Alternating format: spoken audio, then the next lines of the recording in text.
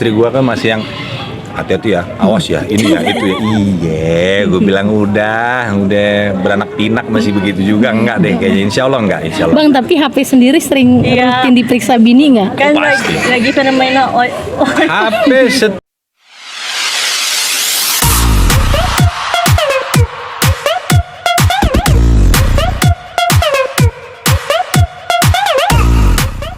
Tiga bawain dulu ya. Ada. Biasanya suka request nggak Masakan Bang, buat rumah dari istri. Oh, masakan rumah paling enak gitu. Kadang-kadang dibawain juga sama istri kan, dibawain.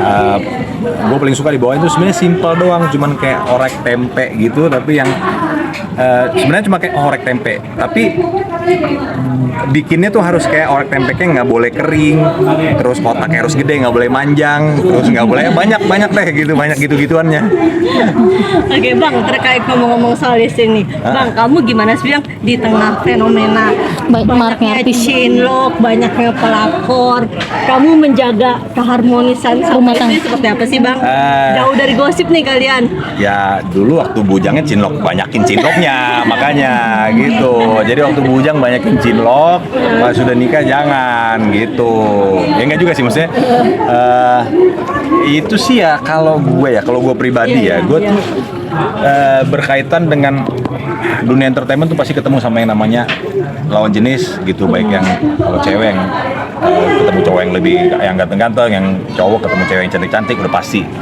Nah, kalau gue sih emang ngeremnya tuh emang udah berkeluarga terus sudah punya anak, ya udah gitu. Jadi kayak pasti ingat anak gitu doang sih cara ngeremnya. Simple tapi efektif.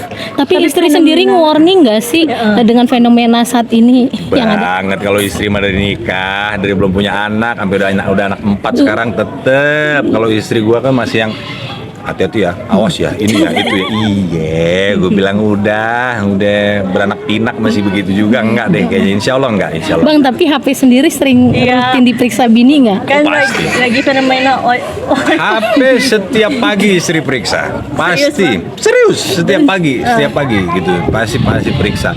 Cuman ya gue pikir kalau itu untuk menenangkan dia untuk kayak oh ya udah ternyata nggak ada apa-apa, dan kadang-kadang bukan hanya cuman kayak istri nyari ada apa ya enggak, kadang-kadang juga ada yang hal-hal simpel yang kita kelewat kayak kamu misalnya lah gitu, misalnya ada meeting jam 1, jam 11 masih di rumah, kamu ada meeting loh tadi jam 1, masa iya coba, oh ya kelewatnya kayak gitu-gitu juga sering juga diingetin sama istri gitu. Tapi menganggap hal itu seperti kayak berlebihan nggak sih Bang ketika istri melakukan tindakan seperti itu? Maaf nih Bang.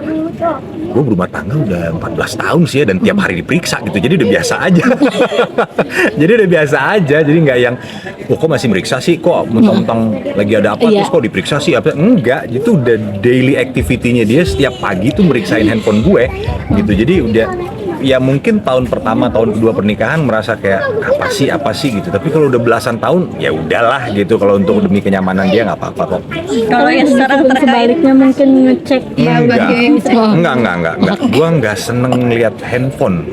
Maksudnya bener-bener nggak seneng ngeliat handphone ya. Kayak handphone gue sendiri pun gue nggak.